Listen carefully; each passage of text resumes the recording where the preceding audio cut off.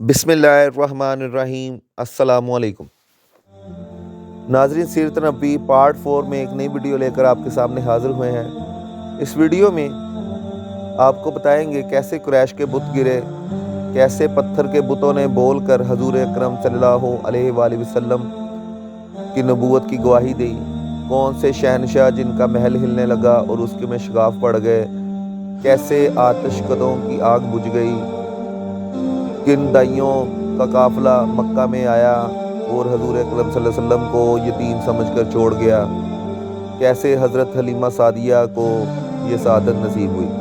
आज की वीडियो शुरू करते हैं। कुरैश के कुछ लोग अमरू बिन नफील और अब्दुल्ला बिन हजश वगैरह एक बुत के पास जाया करते थे। ये इस रात भी इसके पास गए जिस रात आप सल्लल्लाहु अलैहि वसल्लम की पैदाइश हुई। उन्होंने देखा वो बुत औंधे मुंह गिरा पड़ा है। इन लोगों को ये बात बुरी लगी। उन्होंने इसको उठाया, सीधा कर दिया, मगर वो फिर गिर गया। उन्होंने फिर इसको सीधा किया, वो फिर उल्टा हो गया।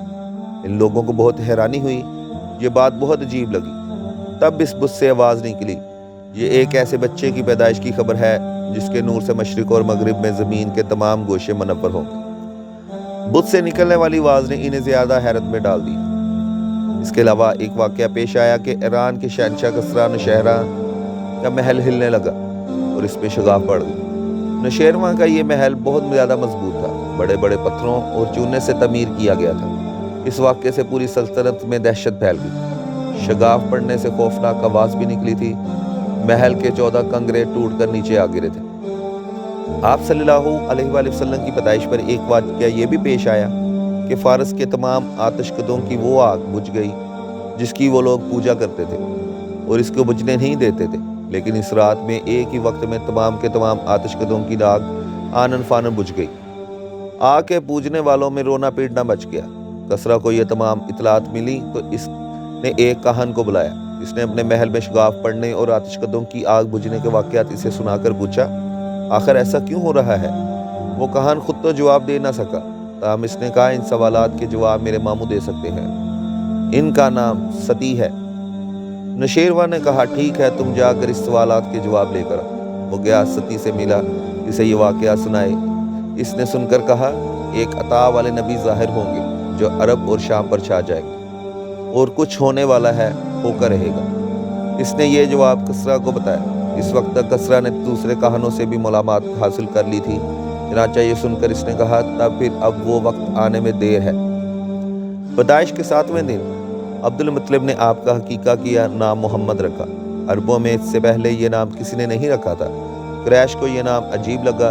चनाचे उन लोगों ने अब्दुल मुत्तलिब से कहा, ए अब्दुल मुत्तलिब, क्या वजह है तुमने इस बच्चे का नाम इसके बाप दादा के नाम पर नहीं रखा बल्कि मोहम्मद रखा है, और ये नाम ना तुम्हारे बाप दादा में से किसी का है ना तुम्हारी कौम में से किसी का है। अब्दुल मुत्तलिब ने जवाब दिया, मेरी तमन्ना है आसमानों में अल्लाह ताला इस बच्चे की तारीफ़ फरमाए और ज़मीन पर लोग इसकी तारीफ़ करें। मोहम्मद के मैनी यानी बहुत ज़्यादा तारीफ़ की जाए। इस तरह वालदा की तरफ से आपका नाम अहमद रखा गया। अहमद नाम भी इससे पहले किसी ने नहीं रखा था। मतलब ये कि इन दोनों नामों के अल्लाह ताला खुद हिफाजत की और कोई भी ये नाम ना रख सका। अहमद का मतलब है सबसे ज़्यादा तारीफ़ करने वाला। अलामा सहेली ने लिखा है, आप अहमद पहले हैं और मोहम्मद बाद में, यानी आपकी तारीफ़ दूसरों ने बाद में की। इससे पहले आपकी शान ये है कि आप अल्लाह ताला की सबसे ज़्यादा हम्दो सना करने वाले हैं। पुरानी किताबों में आपका नाम अहमद जिक्र किया गया। अपनी वालदा के बाद आपने सबसे पहले सोबिया का दूध पिया। सोबिया नबी करीम सल्लल्लाहु अलैहि वसल्लम के चाचा अबू लहब की बांदी थी। इनको अब्दुल लहब ने आपकी पैदाइश की खुशी में आज़ाद कर दिया था। सोबिया ने आपको चंद दिन तक दूध पिलाया। इन्हीं दिनों सोबिया के यहाँ अपना बेटा पैदा हुआ। आपने वालदा ने आपको सिर्फ 9 दिन तक दूध पिलाया। इसके बाद सोबिया ने दूध पिलाया। फिर दूध पिलाने की बारी हज़रत हलीमा सादिया की आई। हज़रत हलीमा सादिया अपनी बस्ती से रवाना हुई। इनके साथ इनका दूध पीता बच्चा और शोहर भी थे। हज़रत हलीमा सादिया दूसरी औरतों के बाद मक्का में दाखिल हुई। इनका खच्चर बहुत कमज़ोर और मरियल था। इसके साथ इनकी कमज़ोर और बूढ़ी ऊँटनी थी। वो बहुत आस्ता चलती थी। इसकी वजह से हलीमा काफ़िले से पीछे रह जाती थी। इस वक्त भी ऐसा ही हुआ। वो सबसे आखिर में मक्का में दाखिल हुई। इस ज़माने में अरब का दस्तूर ये था कि जब इनके यहाँ बच्चा पैदा होता तो वो देहात से आने वाली दाइयों के हवाले कर देते थे ताकि देहात में की नशमा बेहतर और खालस अरबी ज़बान सीख सके। दाइयों का काफिला मक्का में दाखिल हुआ। उन्होंने इन घरों की तलाश की जिनमें बच्चे पैदा हुए हैं। इस तरह बहुत सी दाइयाँ जनाब अब्दुल मुत्तलिब के घर भी आईं। नबी करीम सल्लल्लाहु अलैहि वसल्लम को देखा, लेकिन जब उन्हें मालूम हुआ ये तो बच्चा तो यतीम पैदा हुआ है, तो इससे ख्याल कर आगे बढ़ गई कि यतीम बच्चे के घराने से इन्हें क्या मिलेगा। इस तरह दाइयाँ आती रहीं जाती रहीं, किसी ने आपको दूध पिलाना मंजूर ना किया, और करती भी कैसे, ये आदत तो हज़रत हलीमा के हिस्से में आनी थी। हज़रत हलीमा मक्का पहुंची तो इन्हें मालूम हुआ सब औरतों ने कोई ना कोई बच्चा मिल गया है। अब सिर्फ वो बगैर बच्चे के रह गई हैं और अब कोई बच्चा बाकी नहीं रहा। हाँ, एक यतीम बच्चा ज़रूर बाकी है जिसे दूसरी औरतें छोड़ गई हैं। हलीमा सादिया ने अपने शौहर अब्दुल्ला इब्ने हारिस से कहा, खुदा की कसम मुझे ये बात गवारा नहीं कि मेरे बच्चे के बगैर जाओ। दूसरी सब औरतें बच्चा ले जाकर जाएं, ये मुझे ताना देंगी, इसलिए क्यों ना हम इस यतीम बच्चे को ले आए। अब्दुल्ला बिन हारिस बोले, कोई हर्ज नहीं, हो सकता है अल्लाह इसी बच्चे के ज़रिए हमें खैर व बरकत अता फरमा दे। चनाचे हज़रत हलीमा सादिया अब्दुल मुत्तलिब के घर गईं। जनाब अब्दुल मुत्तलिब और हज़रत आमना ने इन्हें खुशामदीद कहा। फिर आमना इन्हें बच्चे के पास ले आई। आप इस वक्त एक ऊनी चादर में लिपटे हुए थे। वो चादर सफ़ेद रंग की थी। आपके नीचे एक सब्ज़ रंग का रेशमी कपड़ा था। आप सीधे लेटे हुए थे। आपकी सांस की आवाज़ के साथ मुश्किल सी खुशबू निकल कर फैल रही थी। हलीमा सादिया आपके हुस्न जमाल का देखकर हैरत ज़दा हो गई। आप इस वक्त सोए हुए थे। उन्होंने जगाना मुनासिब न समझा, लेकिन जो ही उन्होंने प्यार से अपने हाथ से सीने पर रखा, आप मुस्कुरा दिए और इन्हें आंखें खोलकर इनकी तरफ देखने लगे। हज़रत हलीमा सादिया फरमाती हैं, मैंने देखा आपकी आंखों से एक नूर निकला जो आसमान तक पहुंच गया। मैंने आपको गोद में उठाया, आपकी दोनों आंखों के दरमियानी जगह पर प्यार किया। फिर मैंने आपकी वालदा और अब्दुल मुत्तलिब से इजाज़त चाही। बच्चे के लिए काफिले में आई। मैंने आपको दूध पिलाने के लिए गोद में लिटाया तो आप दाएं तरफ से बाएं दूध पीने लगे। मैं पहले बाएं तरफ से दूध पिलाना चाहा, लेकिन आपने इसे दूध ना पिया। दाएं तरफ से आप फ़ौरन दूध पीने लगे। बाद में भी आपकी यही आदत रही। आप सिर्फ दाईं तरफ से दूध पीते रहे, बाईं तरफ से मेरा बच्चा दूध पीता रहा। फिर काफिला रवाना हुआ। हलीमा सादिया फरमाती हैं, मैं अपने खच्चर पर सवार हुई, आपको साथ ले लिया। अब जो हमारा खच्चर चला तो इस कदर तेज चला कि इसने पूरे काफिले की सवारियों को पीछे छोड़ दिया। पहले वो मरियल होने की वजह पर सबसे पीछे रहता था। मेरी ख़वातीन साथी हैरानगी से मुखातब हुई, ए हलीमा, ये आज क्या हो रहा है? तुम्हारा खच्चर इस कदर तेज़ कैसे चल रहा है? क्या ये वही खच्चर है जिस पर तुम आई थी और जिसके लिए एक एक कदम उठाना मुश्किल था? जवाब में इनसे कहा, बेशक ये वही खच्चर है, अल्लाह की कसम इसका मामला अजीब है। फिर ये लोग बनु साद की बस्ती पहुँचे। इन दिनों ये इलाका खुश्क और कहरज़दा था। हलीमा सादिया फरमाती हैं, इस शाम हमारी बकरियाँ चर कर वापस आईं तो इसके थन दूध से भरे हुए थे, जबकि इससे पहले ऐसा नहीं था। मैं इनसे दूध बहुत कम और बहुत मुश्किल से निकलता था। हमने इस दिन अपनी बकरियों का दूध दोया तो हमारे सारे बर्तन भर गए और हमने जान लिया ये सारी बरकत इस बच्चे की वजह से है। आसपास की औरतों को भी ये बात फैल गई। इनकी बकरियां बस्तूर बहुत कम दूध दे सक रही थी। घर से हमारे घर में हर तरफ हर चीज़ में बरकत नजर आने लगी। लोग तज्जुब में रहे। इस तरह 2 माह गुजर गए। 2 माह ही में आप चलना फिरने लगे। आप 8 माह के हुए तो बातें करने लगे और आपकी बातें समझ में आती थी। 9 माह की उम्र तो आप बहुत साफ गुफ्तगू करने लगे। इसी दौरान आपकी बहुत सी बरक़ात देखने आई। हलीमा सादिया फरमाती हैं, जब मैं अपने आप को घर ले गई तो बनु साद का कोई घराना ऐसा ना था जिससे मुश्किल खुशबू ना आती हो। इस तरह सब लोग आपसे मोहब्बत करने लगे। जब हमने आपका दूध छुड़ाया तो आपकी ज़ुबान मुबारक से ये अल्फाज निकले, यानी अल्लाह ताला बहुत बड़ा है, अल्लाह ताला के लिए बेहद तारीफ़ है और इसके लिए सुबह शाम पाकी है। फिर जब आप सल्लल्लाहु अलैहि वसल्लम 2 साल के हो गए तो हम आपको लेकर आपकी वालदा के पास आए। इस उम्र को पहुंचने के बाद बच्चों को माँ बाप के हवाले कर दिया जाता था। इधर हम आपकी बरक़ात देख चुके थे और हमारी आरज़ू थी अभी आप अब कुछ मुद्दत हमारे पास रहें। चनाचे हमने इस बारे में आपकी वालदा से बात की। इनसे यूँ कहा, आप हमें इजाज़त दीजिए तो हम बच्चे को 1 साल और अपने पास रखें। मैं डरती हूँ कहीं इस पर मक्का की बीमारियों और आबो हवा का असर न हो जाए। जब हमने इससे बार बार कहा तो हज़रत आमना मान गई और हम आपको फिर अपने घर ले आए। जब आप कुछ बड़े हो गए तो बाहर निकलने कर बच्चों को देखते थे। वो आपको खेलते नजर आते, आप इनके नज़दीक न जाते। एक रोज़ आपने मुझसे पूछा, अम्मी जान क्या बात है, दिन में मेरे भाई बहन नज़र नहीं आते? आप अपने 2 शरीक भाई बहन अब्दुल्ला और बहनों अनीसा और शीमा के बारे में पूछ रहे थे। हलीमा फरमाती हैं, मैंने आपको बताया वो सुबह सवेरे बकरियां चराने जाते हैं, शाम के वक्त घर आते हैं। ये जानकर आपने फरमाया, तब मैं भी इनके साथ भेज दिया जाया करूँगा। इसके बाद आप अपने भाई बहनों के साथ जाने लगे। आप खुश खुश जाते और वापस आते। ऐसे में एक दिन मेरे बच्चे खौफज़दा में दौड़ते हुए आए और घबरा कर बोले, अम्मी जान जल्दी चलिए वरना भाई मोहम्मद ख़त्म हो जाएंगे। ये सुनकर हमारे तो होश उड़ गए। दौड़कर वहां पहुंचे। हमने आपको देखा, आप खड़े हुए थे, रंग उड़ा हुआ था, चेहरे पर जर्दी छाई हुई थी। और ये इसलिए नहीं था कि आपको सीना चाक किया जाने की कोई तकलीफ हुई थी, बल्कि उन फरिश्तों को देखकर आपकी हालत हुई थी। हलीमा सादिया फरमाती हैं, हमने आपसे पूछा क्या हुआ है। आपने बताया मेरे पास 2 आदमी आए जो सफ़ेद कपड़े पहने हुए थे। इन दोनों में से एक ने कहा क्या ये वही है। दूसरे ने जवाब दिया हाँ ये वही है। फिर वो दोनों मेरे करीब आए, मुझे पकड़ा और लिटा दिया। इसके बाद उन्होंने मेरा पेट चाक किया और इनमें से कोई चीज़ तलाश करने लगे। आखिर इन्हें वो चीज़ मिल गई और इन्होंने इसे बाहर निकाल कर फेंक दिया। मैं नहीं जानता वो क्या चीज़ है। इस चीज़ के बारे में दूसरी रिवायत में ये वजाहत मिलती है कि वह स्याह रंग का एक दाना सा था। ये इंसान के जिस्म में शैतान का घर होता है और शैतान इंसान के बदन में यहीं से असरार डालता है। हलीमा सादिया फरमाती हैं, हम आपको घर ले आए। इस वक्त मेरे शौहर अब्दुल्ला बिन हारिस ने मुझसे कहा, हलीमा मुझे डर है कहीं इस बच्चे को कोई नुकसान ना पहुंच जाए, इसलिए इसे इसके घर वालों के पास पहुंचा दो। मैंने कहा ठीक है। फिर हम आप लेकर मक्का मुकर्रमा की तरफ रवाना हुए। जब मैं मक्का के बलाई इलाके में पहुंची तो आप अचानक गायब हो गए। मैं हवास बाख्ता हो गई। हलीमा सादिया फरमाती हैं, मैं परेशानी की हालत में मक्का पहुंची। आपके दादा अब्दुल मुत्तलिब के पास पहुंचते ही मैंने कहा, मैं आज रात मोहम्मद को आप लेकर आ रही थी। जब मैं बलाई इलाके में पहुंची तो वो अचानक कहीं गुम हो गए। अब खुदा की कसम मैं ही नहीं जानती वो कहाँ है। अब्दुल मुत्तलिब ये सुनकर फ़ौरन काबा के पास खड़े हो गए। उन्होंने आपके मिल जाने के लिए दुआ की, फिर आपकी तलाश में रवाना हुए। इसके साथ वर्का बिन नौफिल भी थे। गर्ज दोनों तलाश करते करते तहामा की वादी में पहुंचे।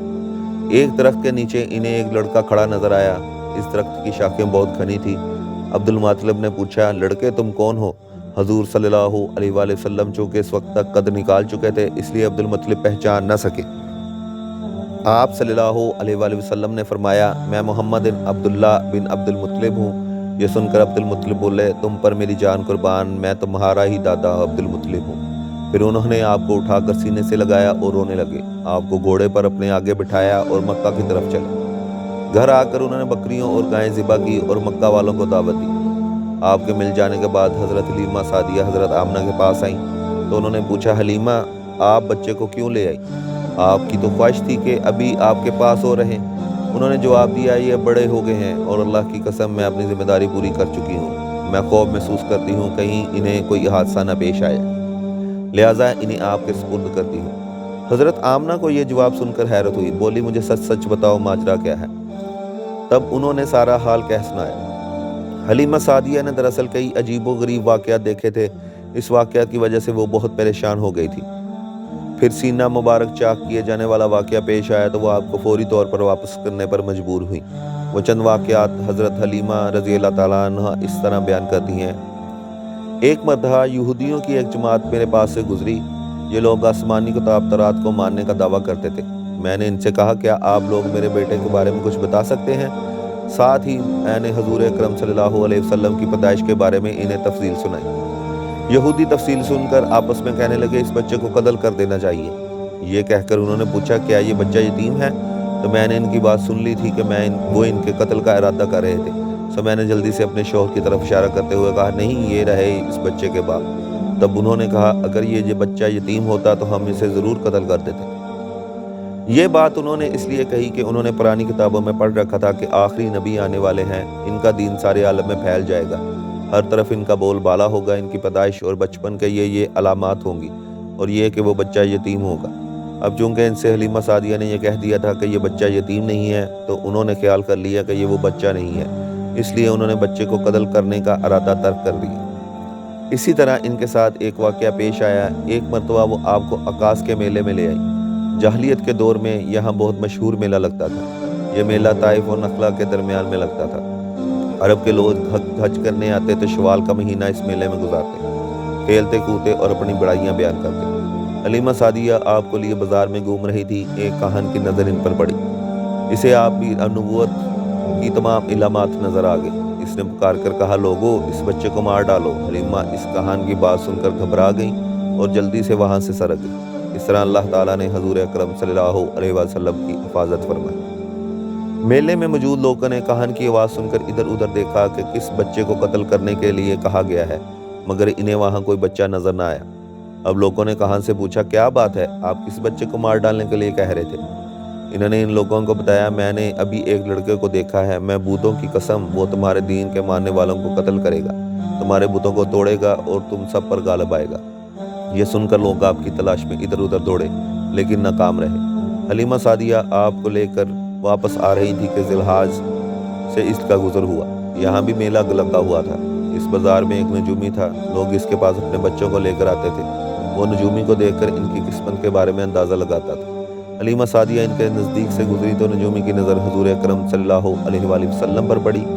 نجومی آپ کو آپ صلی اللہ علیہ وسلم کی مہر نبوت نظر آ گئی۔ ساتھ ہی آپ صلی اللہ علیہ وآلہ وسلم کی آنکھوں میں خاص سرخی اس نے دیکھ لی۔ وہ چلا اٹھا، اے عرب کے لوگوں، اس لڑکے کو قتل کر دو، یہ یقیناً تمہارے دین کے ماننے والوں کو قتل کرے گا، تمہارے بتوں کو توڑے گا اور تم پر غالب آئے گا۔ یہ کہتے ہوئے وہ آپ کی طرف جھپٹا، لیکن اس وقت وہ پاگل ہو گیا اور اسی پاگل پن میں مر گیا۔ ایک اور واقعہ سیرت ابن ہشام میں ہے کہ حبشہ کے عیسائیوں کی ایک جماعت حضور اکرم صلی اللہ علیہ وآلہ وسلم کے پاس سے گزری۔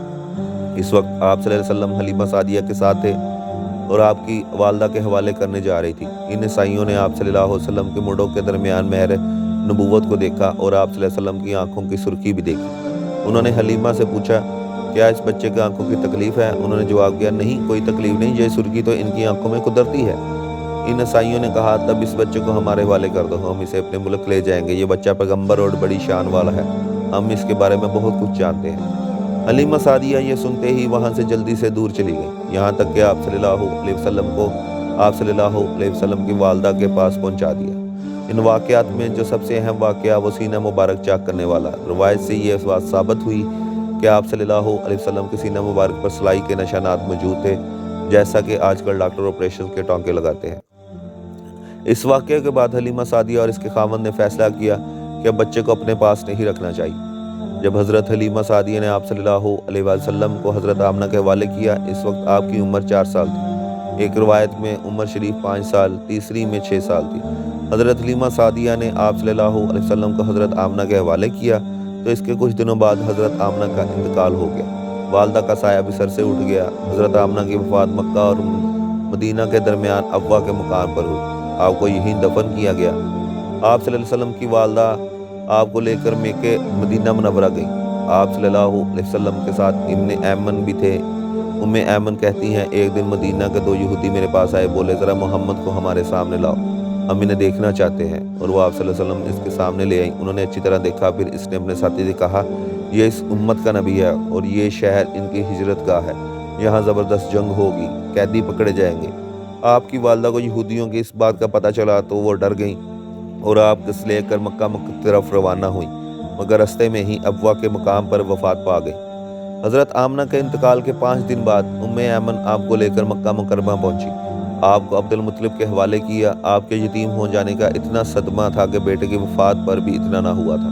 عبد المطلب کے لیے کعبہ کے سائے میں ایک قلین بچھا جاتا تھا اور وہ اس پر بیٹھا کرتے تھے۔ ان کا احترام اس قدر تھا کہ کوئی اور اس قلین پر نہیں بیٹھتا تھا، چنانچہ ان کے بیٹے اور قریش کے سردار اس قلین کے چاروں طرف بیٹھتے تھے، لیکن رسول اللہ صلی اللہ علیہ وسلم وہاں تشریف لاتے اور سیدھا اس قلین پر جا بیٹھتے۔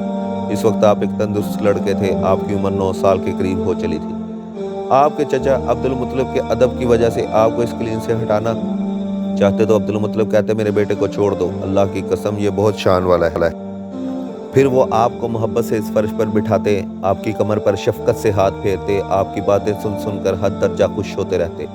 کبھی وہ دوسروں سے کہتے، میرے بیٹے کو یہیں بیٹھنے دو، یہ خود بھی احساس ہے کہ اس کی بڑی شان ہے، میری آرزو ہے یہ اتنا بلند مرتبہ پائے کہ جو کسی عرب کو اس سے پہلے حاصل نہ ہوا ہو، نہ بعد میں کسی کو حاصل ہو سکے۔ ایک بار انہوں نے یہ الفاظ کہے، میرے بیٹے کو چھوڑ دو، اس کے مجاد میں طبی طور پر بلندی ہے، اس کی شان نرالی ہوگی۔ یہاں تک کہ عمر کے آخری حصے میں حضرت عبد المطلب کی آنکھیں جواب دے گئی تھیں، آپ نابینا ہو گئے۔ ایسی حالت میں ایک روز وہ اس قلین پر بیٹھے تھے کہ آپ تشریف لے آئے۔ آپ سیدھے اس قلین پر جا پہنچے۔ اس شخص نے آپ کو قلین سے کھینچ لیا اور آپ رونے لگے۔ آپ کی رونے کی آواز سن کر عبد المطلب بے چین ہوئے اور بولے، میرا بیٹا کیوں رو رہا ہے؟ آپ کے قلین پر بیٹھنا چاہتا ہے۔ हमने इसे कलीन से उतार दिया। ये सुनकर अब्दुल मुत्तलिब ने कहा, मेरे बेटे को कलीन पर ही बिठा दो, ये अपने रुतबा पहचानता है। मेरी दुआ है कि ये इस रुतबे के पहुँचे जो इससे पहले किसी अरब को ना मिला हो, इसके बाद न किसी अरब को मिले। इसके बाद फिर किसी ने आपको कलीन पर बैठने से नहीं रोका। एक रोज़ बनु मुत्तलिब के कुछ लोग हज़रत अब्दुल मुत्तलिब से मिलने आए। इनके पास इस वक्त आप भी तशरीफ़ फरमा थे। बनु मुत्तलिब के लोगों ने आपको देखा। ये लोग कियाना शनास थे। आदमी का चेहरा देखकर इसके मुस्तकबाल के बारे में अंदाज़ा बयान करते थे।